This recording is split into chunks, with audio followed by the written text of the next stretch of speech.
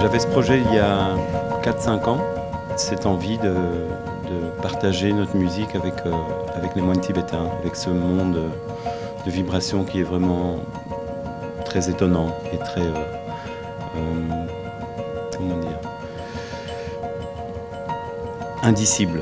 Voilà. C'est quelque chose qu'on ne peut pas attacher, mais on sent que la réception est bonne pour le corps.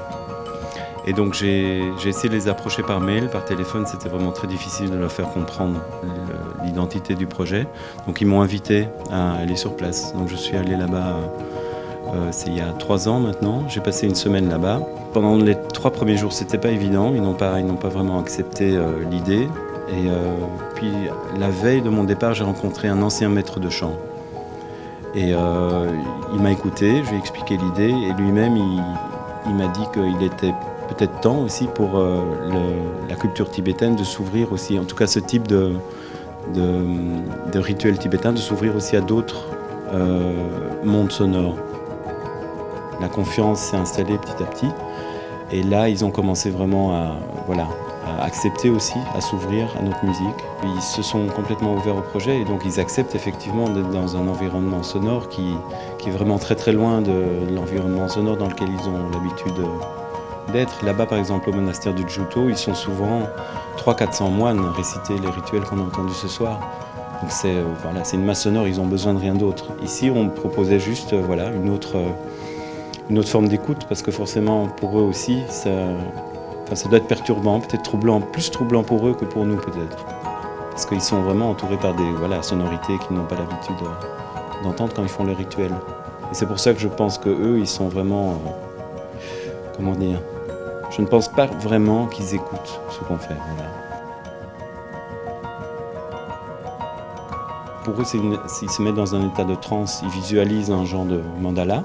Ce n'est pas un genre de mandala, ils visualisent un mandala et ils s'y promènent. Et ils s'identifient à la déité. Et le son leur permet cette identification.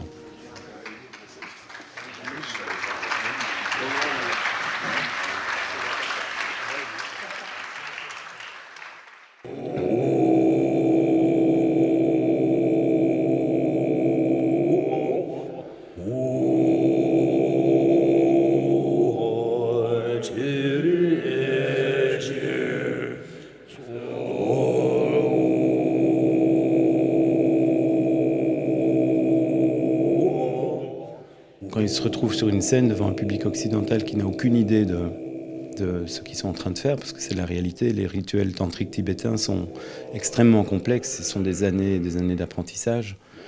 Mais pour eux, c'est pas grave, parce que quand ils se retrouvent devant un public qui n'est pas, qui ne connaît pas les fondements essentiels du tantrisme tibétain, ils chantent ils exorcisent les forces négatives en présence. Ça, c'est quelque part la raison pour laquelle ils se retrouvent sur la scène avec nous. Donc ils savent très bien que les gens là-bas ne vont pas comprendre de quoi ils sont en train de parler, la fonction des mantras, mais ils savent que c'est bénéfique pour tous les gens qui sont là. Ça s'est très bien passé, je crois. Aujourd'hui, ça s'est bien passé. Yeah, very, very nice, very well. I like very much, yeah. Dans le monastère, je suis resté 32 ans. Après 2006, à la fin 2006, je suis quitté dans le monastère. Maintenant, je suis resté en France, j'habitais à Paris. Mais comme toujours, je suis moine. Au Tibet, vraiment difficile. Vraiment difficile en ce moment, la situation. Maintenant, ça c'est le gouvernement chinois, ils sont tous chauds. Comme ça, dans le monde, c'est peur, je crois. Les Chinois, ils sont peur, je crois. Pouvoir confronter sa musique à une telle qualité de taux vibratoire, c'est unique, c'est vraiment unique.